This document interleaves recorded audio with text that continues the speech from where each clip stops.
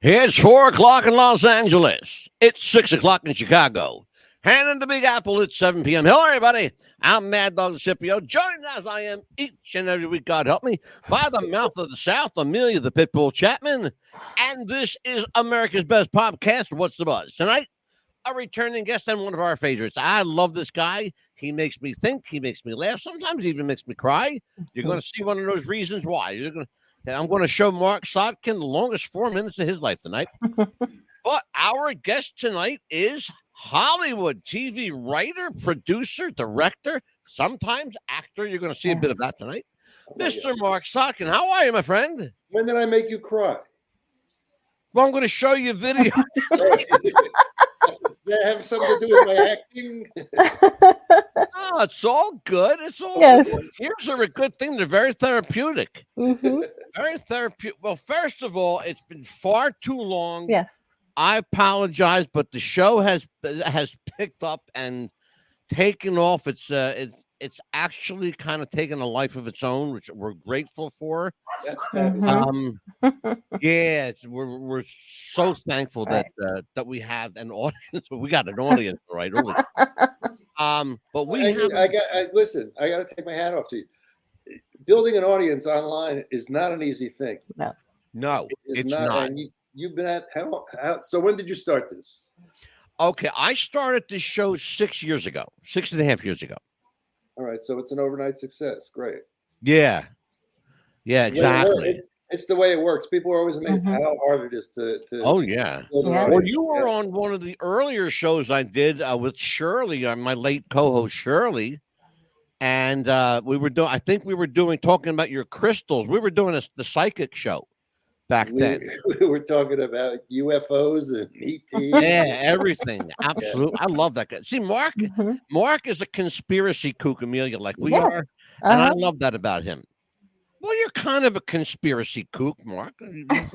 You play with crystals. Other than Taylor Swift being in the CIA, and I'm sure he doesn't play with crystals. Absolutely. I have no doubt. Other than that one, I don't mind. Remember any conspiracies that I've been signing up for. Right? I'm absolutely certain something's wrong with Taylor. What, that she looks like Anton LaVey's daughter? That's going to be another show. Amelia, mark that down. Taylor Swift show. Yes. Marc Sotkin. You're the only one talking about it. I got to tell you. Right? Yeah. Telling you what, brother. Yeah. It's been a year, my friend, since you've been back here. Well, let's catch up with you. First of all, thank you for the dieting and exercise tips. I went from 209 down to 196 so far. Oh, man. Yes. Excellent. And I'm sure you feel better. You got to feel better. I really do. And it's a slow process, but it's staying off. That's the key. You can't I'm do working it. now on bringing the sugar down. Doesn't happen overnight, but it's worth doing. My biggest thing, and just to let everybody know, I'm a diabetic, and my biggest thing is curbing my sweet tooth. And that's always been my problem. I think everybody, who doesn't love dessert? Okay, right? Yeah. Who doesn't love dessert? Well, let me tell everybody a little bit about our friend Marc Sotkin. Marc is an award-winning writer, producer, and director who's influenced some of America's most iconic television shows. His credits include Blanskys Beauties. Funny. Wait. You say iconic shows and you start with Blanskys Beauties? I saved the best for last, brother. Come on. I had to put this in like a timeline here. Wow. You wish, first time out. Platypus Man. We're gonna talk. We got to talk about what we're listing here now.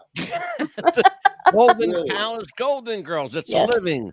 The Line, Laverne Shirley. Yes. I'm a Big Girl Now. Working Stiffs and the Garry Shandling Show 25th anniversary special, which Marc wrote. And in 2015, he received an award for the film The Decision, in which he stars. And he is the author of several books, with Time Off for Good Behavior, my favorite, The Comatose Adventures of Lenny Rose, and Kinda Dirty Paris Confessions.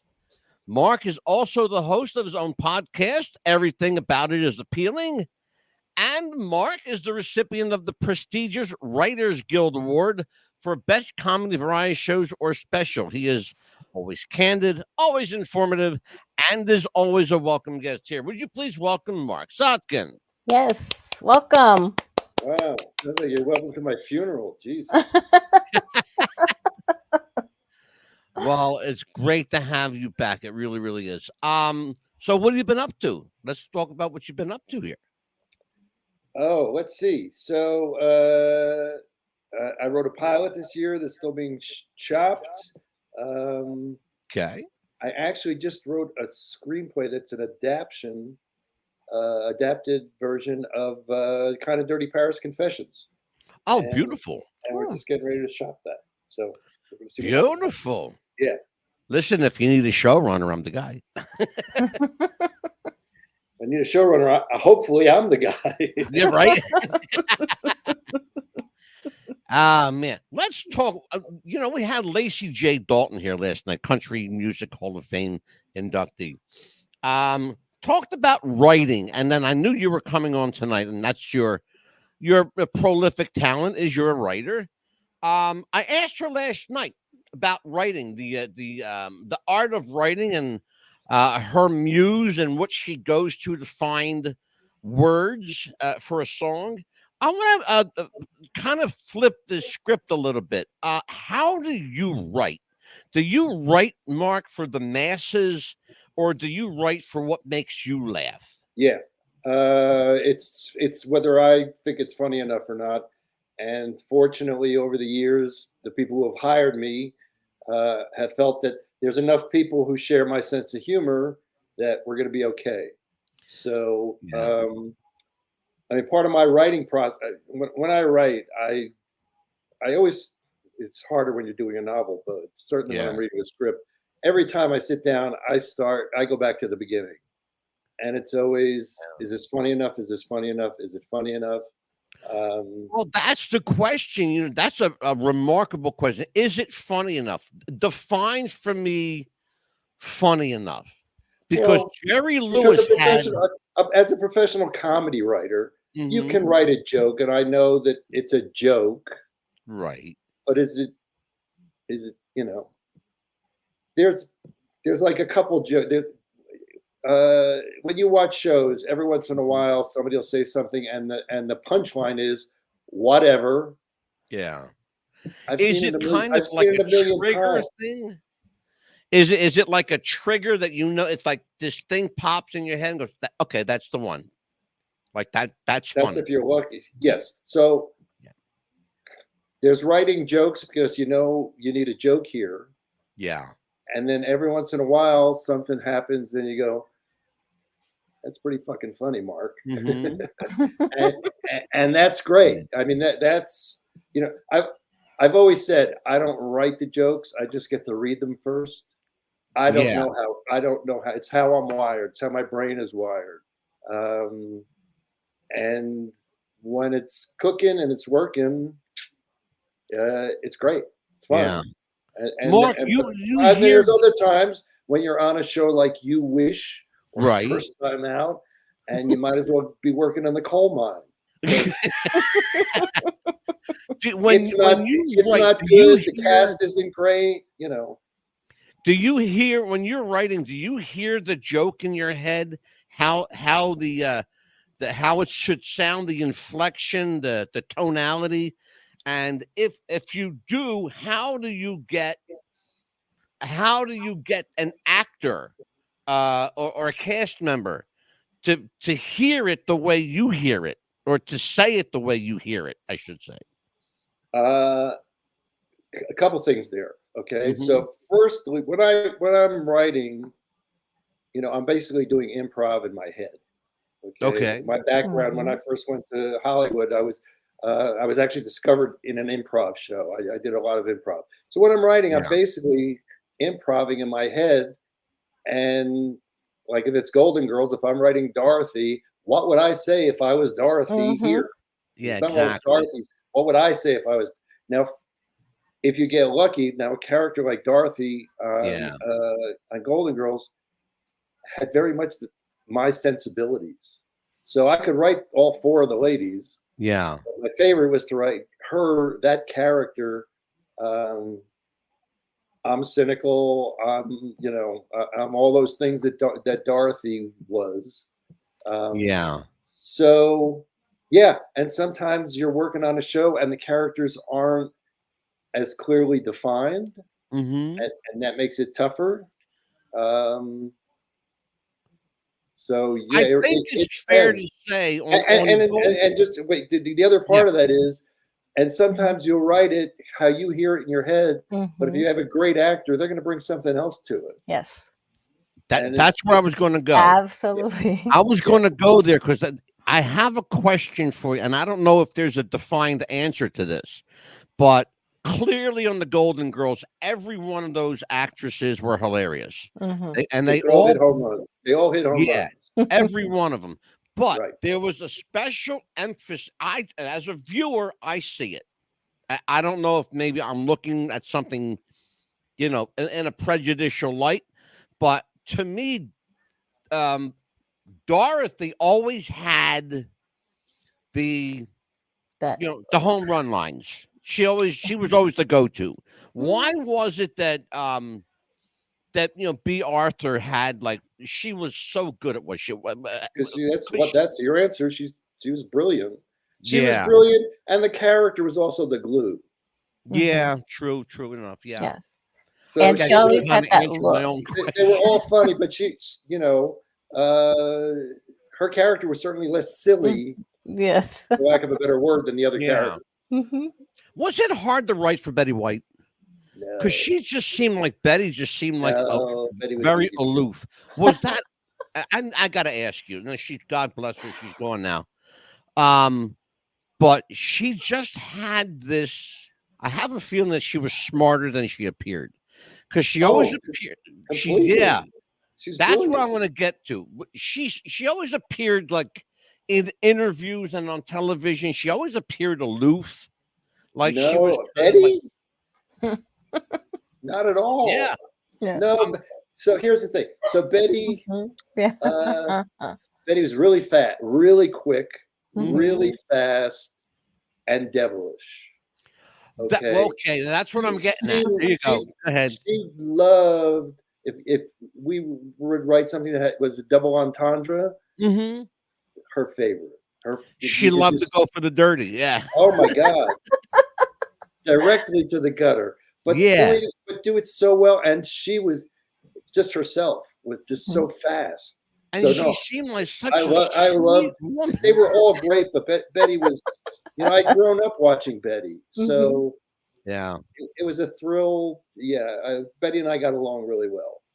Amelia, you know what I'm talking about? She Yes. seemed like such a sweet old lady. She did. You And then sometimes she'd come up with just the funniest things like, oh yeah, she got pregnant, but her husband was stationed 1,000 miles away, but somehow that thing flew and all from 1,000 miles away and she ended up having the baby. I'm like, Rose, think. How could it fly from 1,000 miles away and she got pregnant? Think about that. By the way, Mark, she knows all your dialogue verbatim. And then, that look. Questions, Amelia, from Mark. Yes. And then I loved also how how you would write for B. Arthur, and that look also. She always had that great look. And Too. that was also the brilliance of the director, Terry Hughes. So Terry Hughes was the one who developed.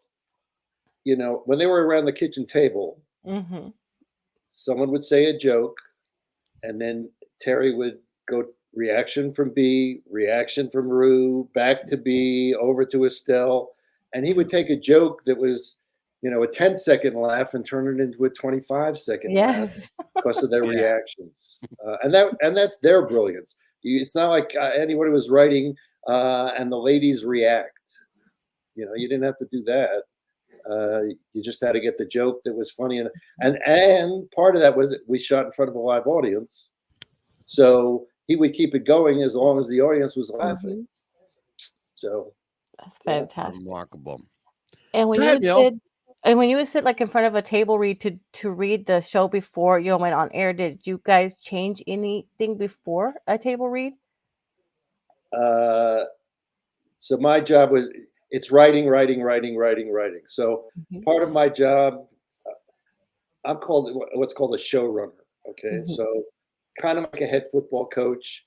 I'm responsible for every department, but I don't design the sets. But the set designer shows me what they're going to do. The costumes people, I go to editing. But writing is my biggest focus, and so I've got to get this week's script ready. A script that's going to be next week's script ready.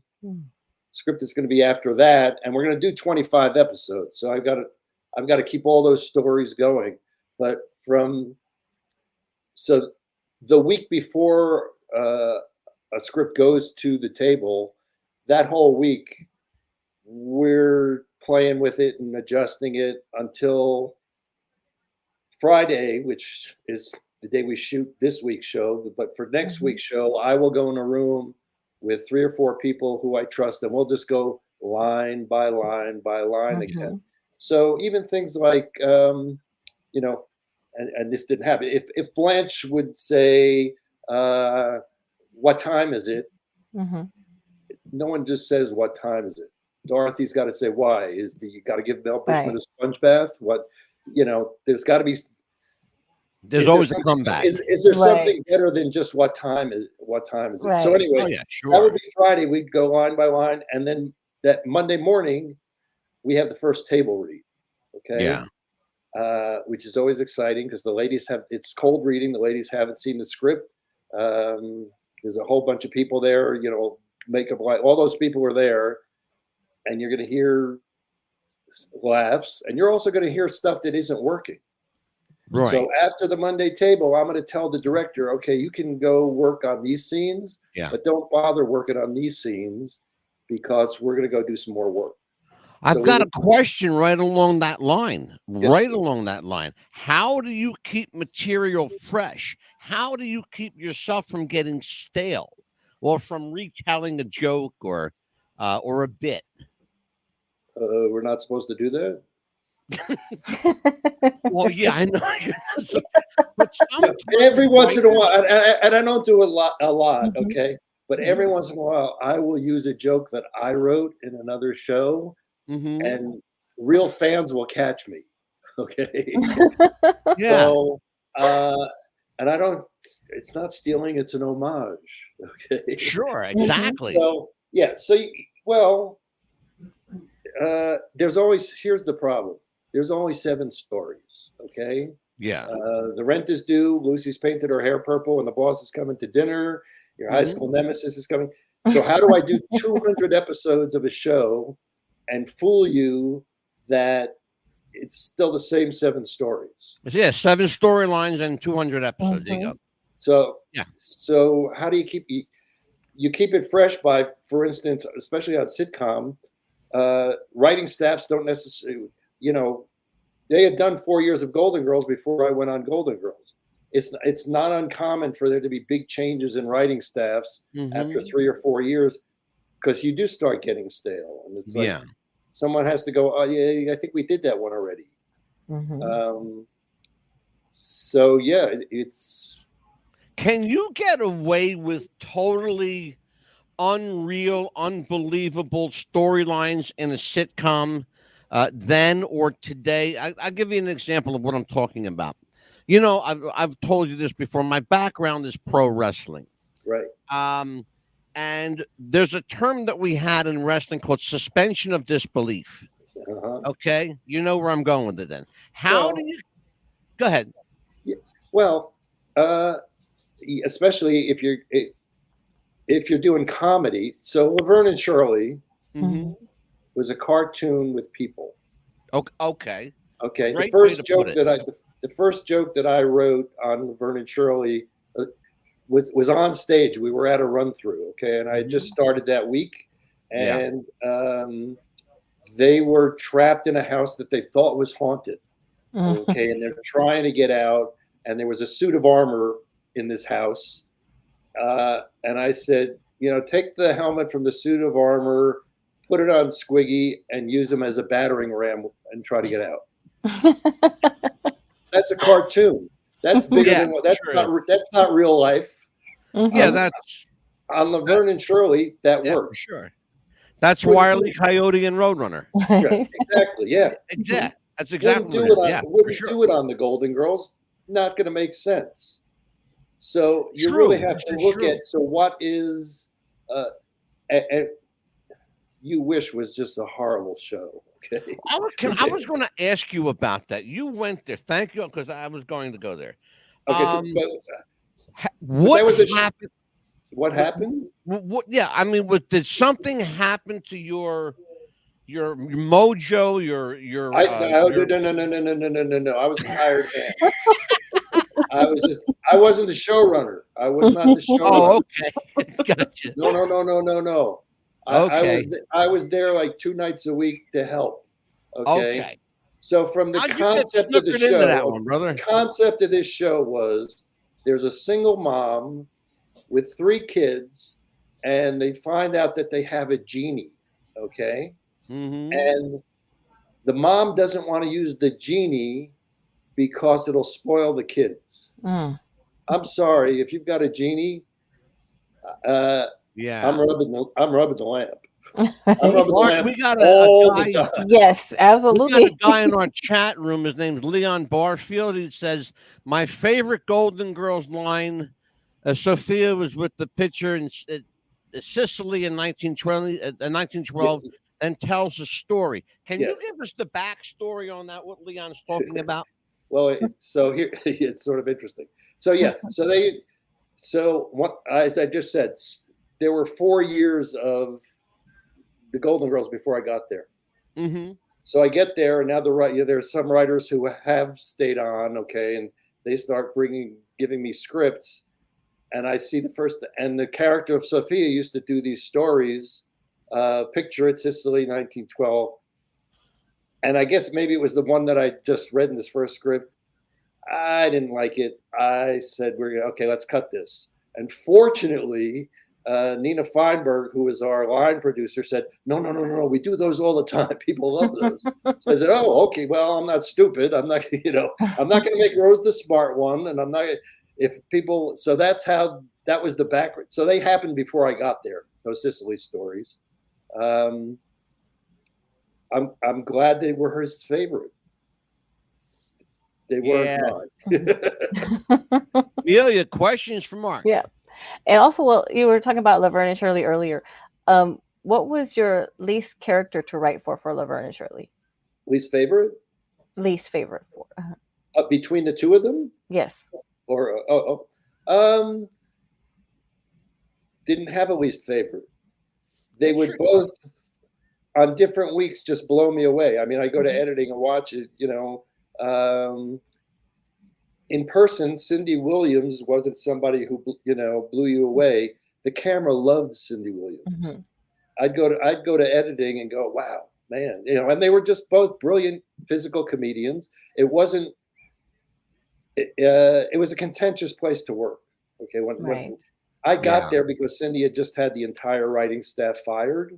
Mm-hmm. And so we were brought in, myself and Chris Thompson, and Judy Askins were brought in as the new writers. And at the time, Laverne and Shirley was the first show that the Inquirer really covered. Yeah. Because the fights between Cindy and Penny were pretty much public knowledge. We heard about it too. Yeah. I should tell people that what Mark is relating can be told, can actually be read in a semi-autobiographical format. Yes. With time off for good behavior. Yes. Yeah. With time off for bad behavior. For bad behavior. With time off for bad behavior. And all 3 of those are available on Amazon. Yes. So there you go. Yeah, there you go. So let's talk about this. Working and writing for people. And I'm going to stay along this theme. Okay. Working with and for people who can be, let's say, hard to do business with. Is that French for pain? Is that French for pain in the ass? Yeah, okay. Exactly. Okay. I'm just checking. I don't speak that much French, so. Do you? I want to say, do you continue to write the way you know how to write, or do you alter your style to suit certain people? to keep them happy? How does that? It's a tightrope, I'm sure, but which way of the rope do you kind of lean toward? So on Laverne and Shirley, Mm-hmm. both of them and Lenny and Squiggy had very strong ideas about what they wanted to do and how it should sound. Mm-hmm. And I may have told this story even on the show before. Forgive me if I have. So I would get a call on Laverne and Shirley that would say, the ladies would like to see you on stage. Okay. And I would call my wife and say, I'm not coming home tonight, because I would know we're going to go down there and we're going to see something that has absolutely had nothing to do with the script. Yeah. But it's really funny. So now we have to do a big rewrite that night and somehow make this make sense. Yeah. I go to work on Golden Girls a number of years later, and it's like 2 weeks in, and I get a call from the stage, and they say, the ladies would like to see you on stage. And I'm like Pavlov's dog. It's like, oh man, what the hell have I signed up for? And I go down there, and Betty White wanted to change the word this to that. I don't want to say this one, I want to say that one. Just this once, Betty, but let's not make a habit of this.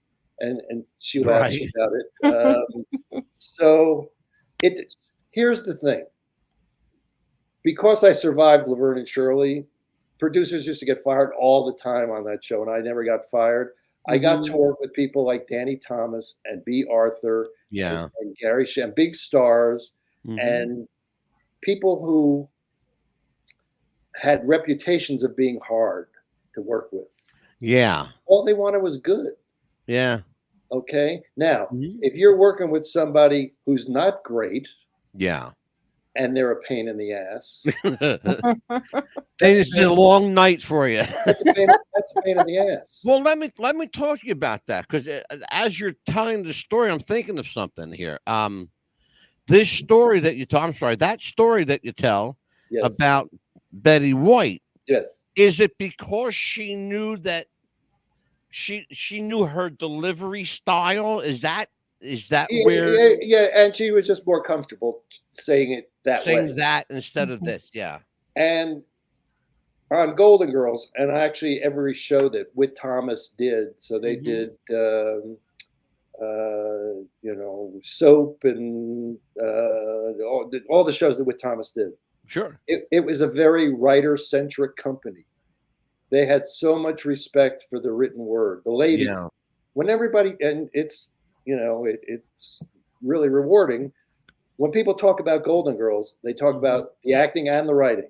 They always talk about the writing, and the ladies in all their interviews talked about the writing. So there was just such great respect for what was on the page. Yeah. That unless they were really uncomfortable with something or something didn't make sense. And what I was telling before was how much rewriting goes on from that Monday to Friday. Yeah. Because we just see things that it's not funny enough. It's not working. It's not good enough. Yeah. We would shoot 2 shows on Friday, a 4 o'clock dress rehearsal and a 7 o'clock real show. Yeah. And both in front of an audience. Now, the 4 o'clock audience would tell you stuff that we thought was funny all week, not so funny. We're rewriting in between those 2 shows. Wow. And those ladies will do the new jokes. So, yeah, the writing was great because also the acting was great. We knew how hard they were working. Yeah. On Laverne and Shirley, there was less respect for the writing. And it was my only regret about Laverne and Shirley was that we were all really pretty young, and none of us were mature enough to understand that our creative process was just difficult.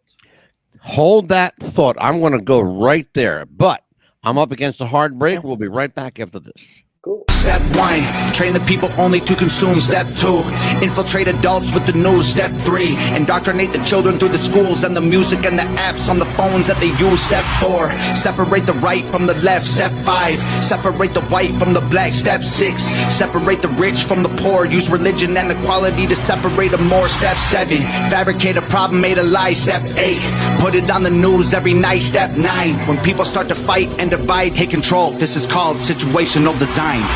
These made iHeartRadio the fastest growing music app in the U.S. Why? Because we connect you to all of your favorite music and radio stations in one free app. And this fall, prepare to take control of how you listen to the radio. Replay. That song on your radio you just can't hear enough? Immediately replay and sing along again. Save. Save the music you love on the radio directly to your playlist. Play. Search for and play any song on demand. Skip. Unlimited skips. Offline. Take the music from your favorite stations offline.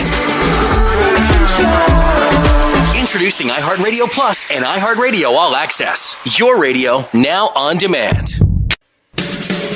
What's the Buzz Podcast wants to welcome Radioactive FM 88.6 in Wellington, New Zealand, Radio Perth, Australia, and RTL Radio 102.5 in Milan, Italy. Welcome aboard, and welcome to the Buzz.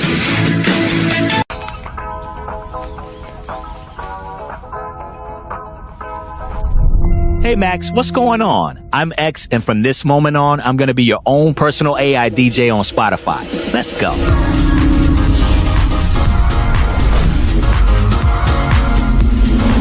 Up next, I know you've been on a summer song kick lately, so I went back for some of your old summertime favorites. See if it warms you up. Next up, some of the music you had on a lot back in 2018. Do you think of me?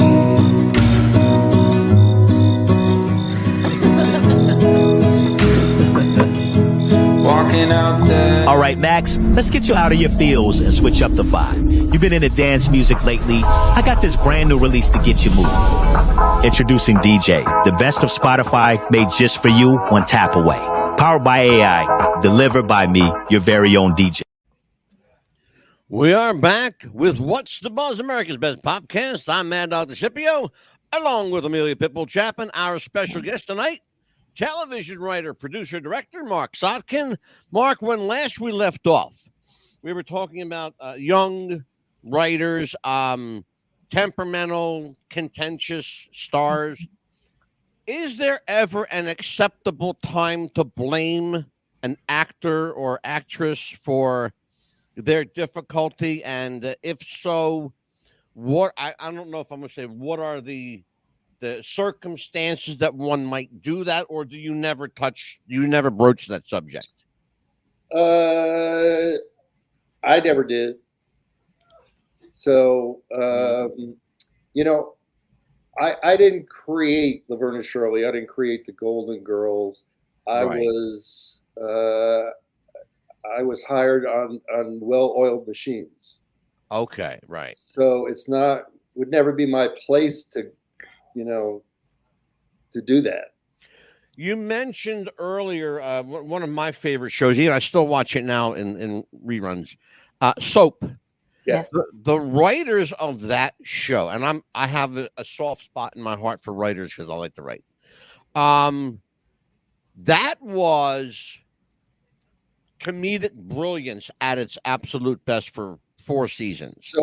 So what's amazing, truly amazing, because so that was a With Thomas Harris show, and I was there doing I'm a Big Girl Now while they were still doing soap. So I got they were doing 22 shows a year, written almost exclusively by Susan Harris and Stu Silver, 2 people. Yes. I had probably, some of them were teams, so I had like 12 writers on Golden Girls. You have a writing staff when you're doing that much work. It is just amazing, and Susan is the person who created Golden Girls, right? As well as Empty Nest, just brilliant. But to write that volume of material with 2 people, and for it to be as good as that was, and you're still watching it, is extraordinary. And so, Mark, the question then becomes, where does that kind of gift come from? Cocaine. You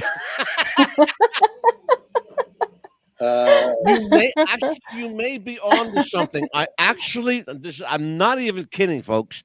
I read an article today that said creativity and addiction are inextricably linked and almost exclusive to one another.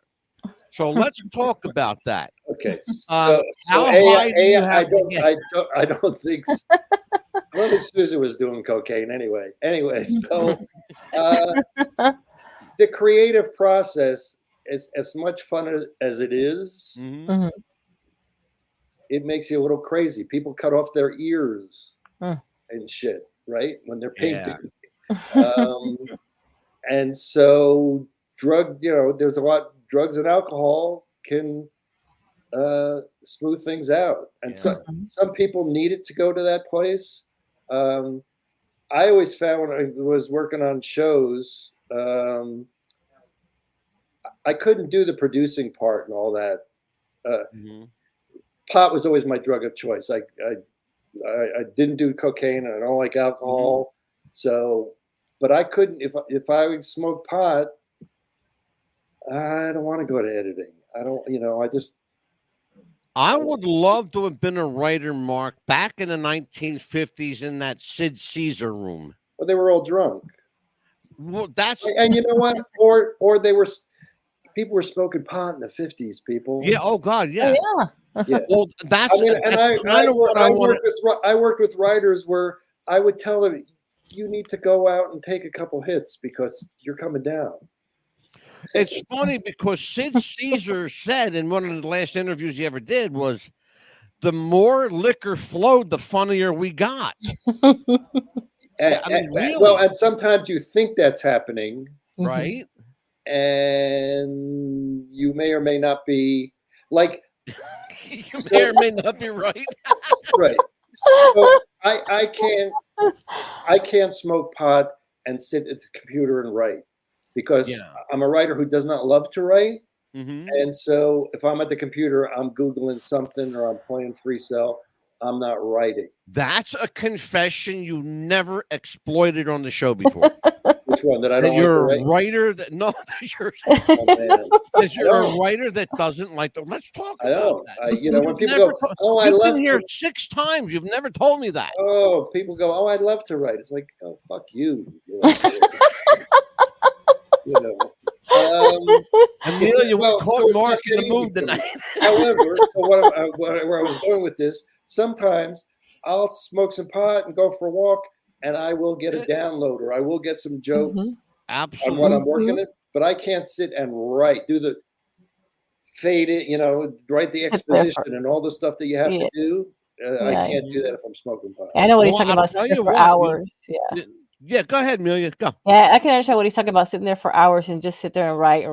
You have to just take a break for a little bit and not just stare at that computer. Right? Okay. you just want to get away from there. I know what you're talking about. It's just hard. I'd rather do this than write. Okay. Yeah, exactly. Yeah. Well, I've got a question here. So the creative process for everybody is different. Completely. Everybody has their own muse, their own way of channeling their energy. Besides taking a few hits of some weed and taking a walk, what other things do you do to loosen that creative spark? Or am I overthinking this? Yeah, for me, I mean, I spend a lot of time alone. Okay.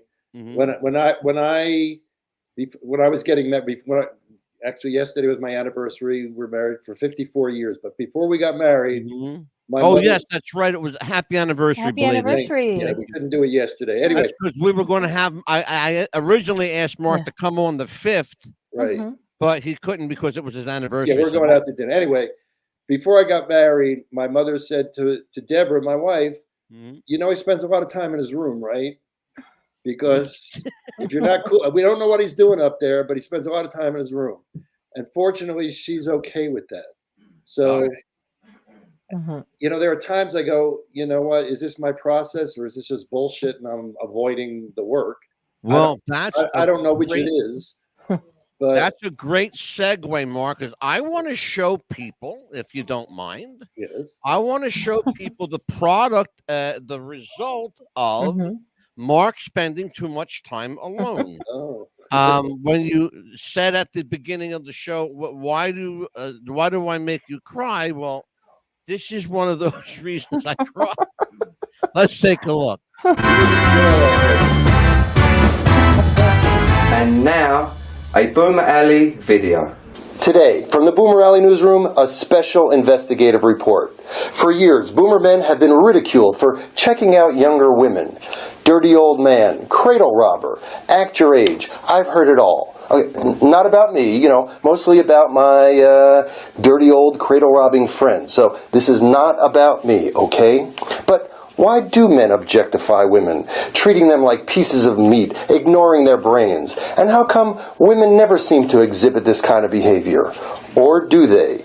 You may be surprised what we found in this special Boomer Alley report, Eye Candy for Women, America's Dirty Little Secret. I go to spin class a couple of days a week, and most of the women in the class are baby boomers, married baby boomers. And I've been going for quite a while, so it's a rare occasion that anything unusual happens in class.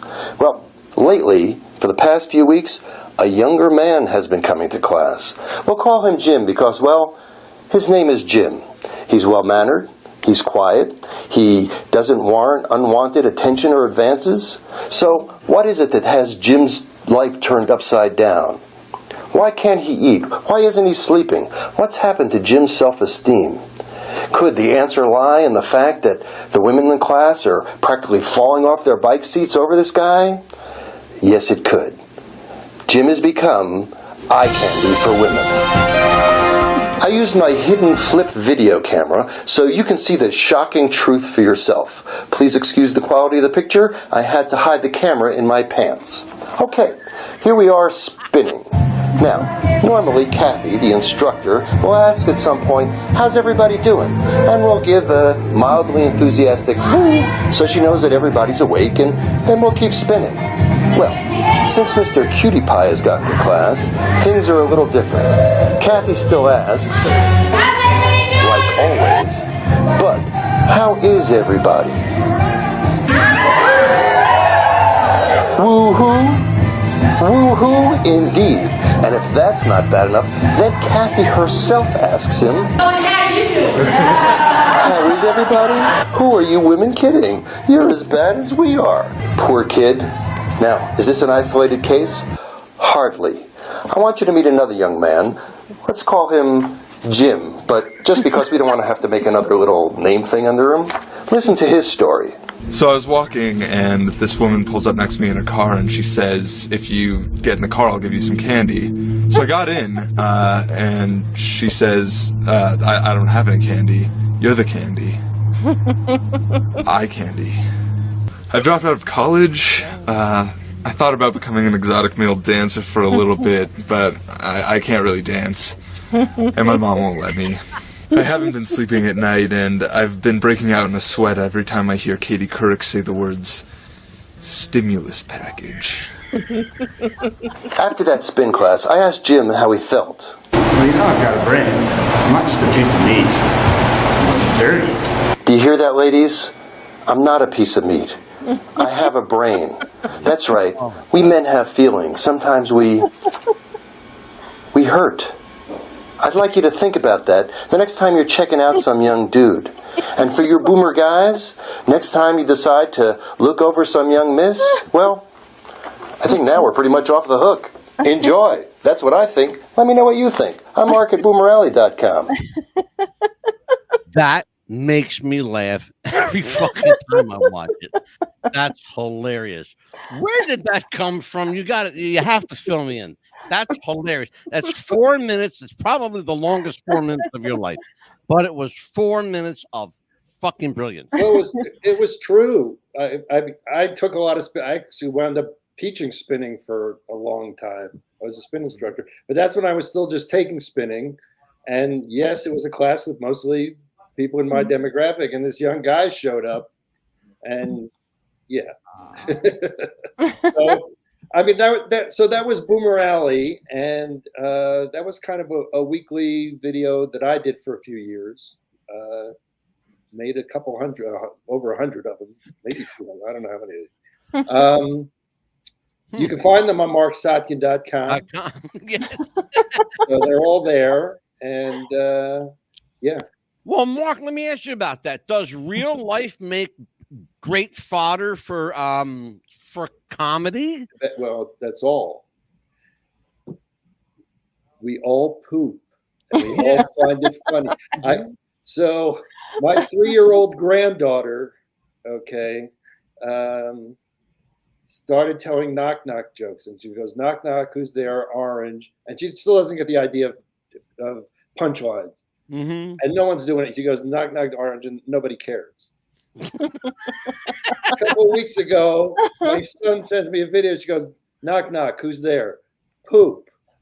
Okay, now, and everybody is dying because this 3-year-old is saying poop. I'm sure they figured it out at preschool that poop, that's around when you start figuring it out. Farts are funny, poop is funny. We all, it's just the human condition. So only real life is funny.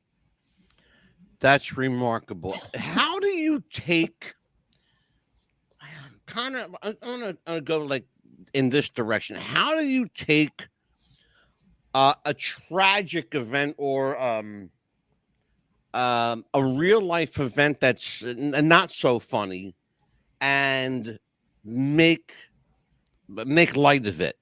How do you get people to kind of see the humor in the darkness? So the best thing I think maybe I've written ever, but the best episode I've ever written on Golden Girls. Mm-hmm. It's called Ebb Tides. If you have Hulu, it's season 5, I believe.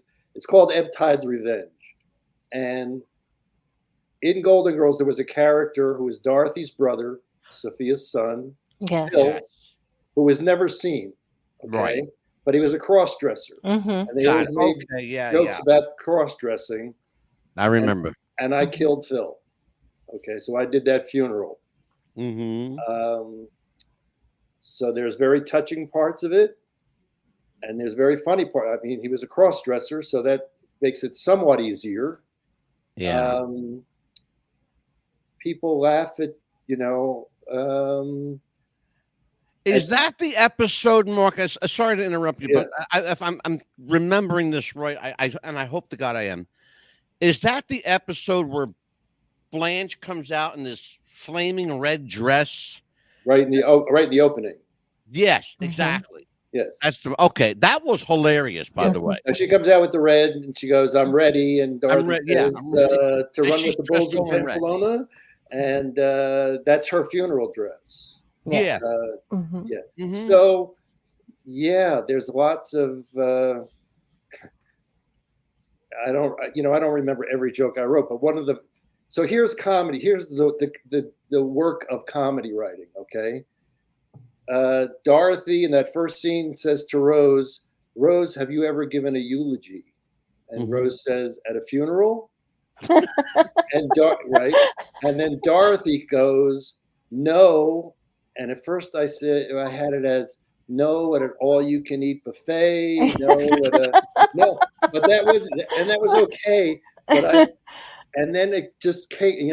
It's that work of, is this funny enough?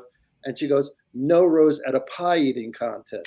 Yes. Pie eating contest is funnier than all you can eat buffet." Buffet, absolutely. So that's the professional comedy writing part. Mm-hmm. Yes, I know this is funny, but it's not it yet. Mm-hmm.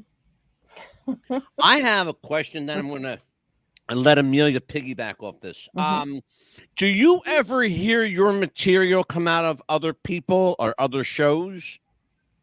I don't know what you call it, plagiarism or homage to Mark. No, I don't think so.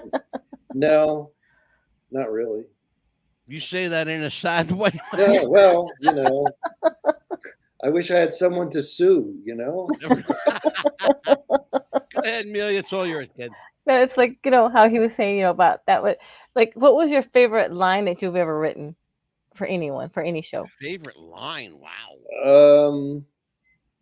That kind of wide open question. I don't have a favorite. Mm-hmm. For some reason, I am particularly fond of pie eating contest. Also in that show, when Dorothy is doing her eulogy, she talks about when she and Phil were kids. I remember eating ice cream on the stoop. Yeah. I remember going through the drawers at Grandma's house.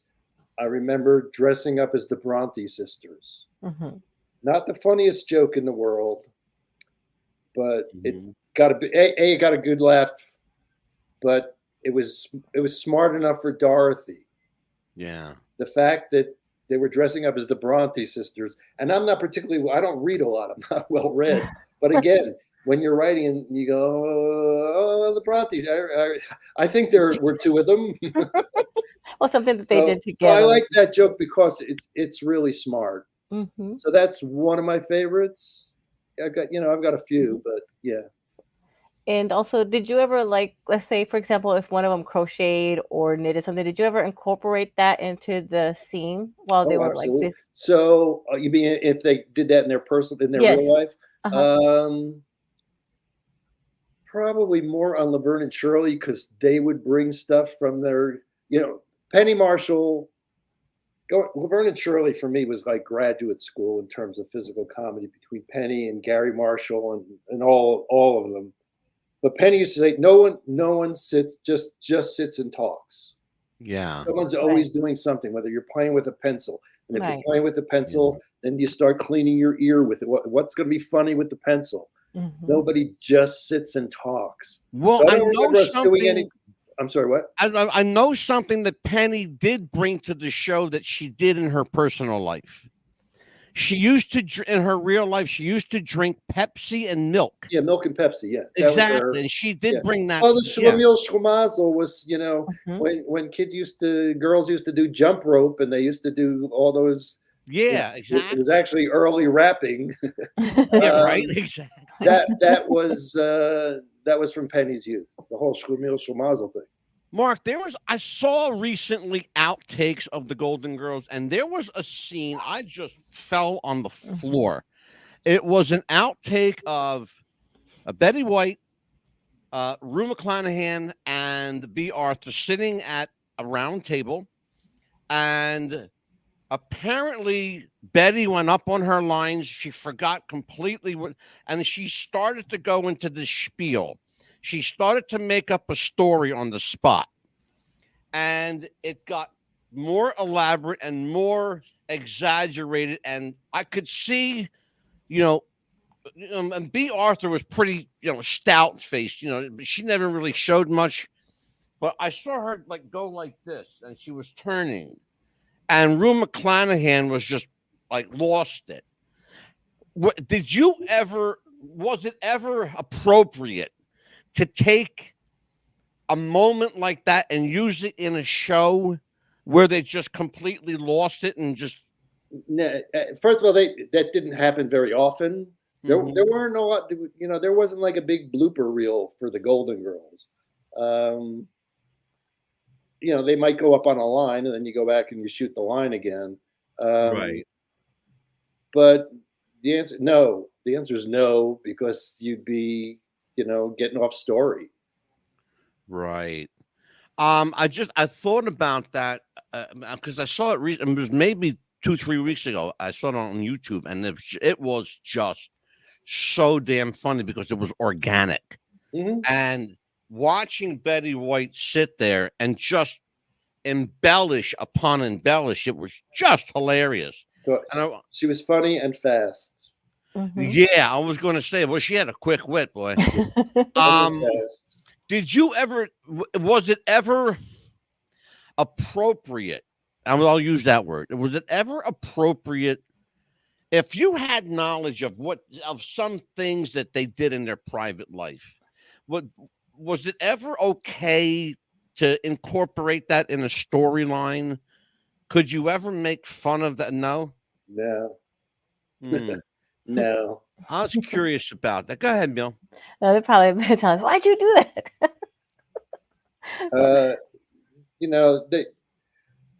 First of all, I don't think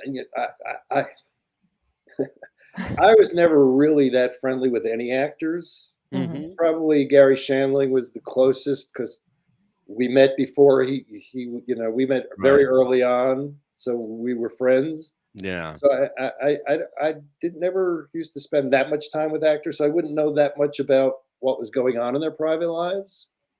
So yeah, it didn't really come up. A lot of people translate very well from stand-up comedy to sitcom, and some fail miserably at it. Mhm. Garry Shandling was one of those guys I thought was far better. He worked at it. Mhm. Garry, I was actually introduced him to the acting teacher that he wound up with. Mm. Um, he worked on his craft. I was going to say because he Yeah, was that was really cool. good. He was Mhm. really, really Yeah, good in no, that show. he worked very and so Roy London was his acting teacher, and Roy, and when he passed away, Ivana Chubbuck, who took over Roy's classes and whatnot, Garry worked every week with the script. Yeah, Uh, he was. I really missed him. He was really, really good. yeah, Amelia, final Mhm. questions for Mark before we let him go? Just what would you like to promote on the show? Of what you're doing, or any books or anything like that? just the novels are available on Amazon. I haven't been on the website recently, but I think like the first 50 pages of each of the novels is there, so you can get a taste. Mm-hmm. And the Boomer Alley videos are there, and the decision that Angela mentioned, which was a short that I wrote and Mm-hmm. acted in. So all that stuff's on Yeah, Mark's marksotkin.com. books are Mhm. just to give a recap on Mark's books. They are With Time Off for Bad Behavior, The Comatose Adventures of Lenny Rose, and Kinda Dirty Paris Confessions. And much of them are available. In fact, they're all available Yep. on marksotkin.com, or you can buy on Amazon. No, they're available on Amazon, and they're available books or Kindle or Mark will get the money either way. And I either way. know that he loves your crystals, and I know I loved them too. So, do you have any new collection? And Oh, yeah, we she can has have a that. store. I'm not allowed. I'm not allowed anymore. You're not We- allowed any more collection, or We've downsized. I'm not allowed to bring home crystals. I'm not oh, allowed to watch infomercials. Oh, Lord. So no new rocks. Well, I promise, Mark, it will not be a year before I right, bring you back again. That exactly. I promise you. Amelia, what do we Always got good to coming see up you for guys. everyone? Always good to see you guys. Oh, absolutely. It was fantastic to see you as well. Well, tomorrow we have the Ring of the Bell show. We have a great episode. It was actually by popular demand. We're going to be bringing back the Chris Benoit. It was it death or suicide and Yeah, the murder suicide. suicide of Yes. professional wrestler Chris Benoit. Mhm. Was it actually a murder suicide, or as some people believe now, it Right. was a mafia hit? Did Chris Benoit get too deep with the mob? What happened with Chris Benoit? Mhm. We will Right. examine new evidence in that case. Amelia, what else Mhm. is coming up? We have Todd Lautenberg and Juliana. Was it Oprava? Yeah, Oprava and Jolana Opava and Todd Lautenberg. They are filmmakers from Florida. Todd is a comedian actor. His wife is a producer director. They will be here Mhm. talking about their new film called Fluff. Yes, on And February the 12th. And then the 13th, we have Ronnie Marmo coming back, making his Ron second appearance. Marmo, Emmy award-winning actor, multiple award-winning actor Ron Marmo, whose one-man show, I'm Not a Comedian, I'm Lenny Bruce, was opened some time ago to rave reviews, directed by, again, Emmy award-winning actor Joe Montana. Yes. And Ronnie can be seen, of course, on Criminal Intent, Mhm. and any number. Go to his IMDb. He's got a lot of credits, Absolutely. boy. Got a lot of Absolutely. credits. Only Marc Sotkin has more. Right? So, on behalf Yes. of Oh, also, Marc real quick, Sotkin. we did lose a country legend, Oh, Toby yes, Keith, I'm sorry, today. Amelia. Yes, please, tell everybody what happened Yeah, so he, they know. of course, he had a stomach cancer, and of course, he was trying to do radiation and chemotherapy, but of course, we lost a country music legend, Toby Keith, and I just wanted to say to his family that he will be missed, and as they say, we're going to raise a solo cup, and I know they raised one for you in heaven, and they let the old man in, and of course, fly with the angels until we meet again, Toby Keith. Absolutely. Well, on behalf of Marc Sotkin, on behalf of Amelia, the Pitbull Chapman, I am the Mad Dog, Angela the Scipio. We will see you tomorrow night on Ring the Bell. Take care, everybody. Be good. Be kind to each other. Good night.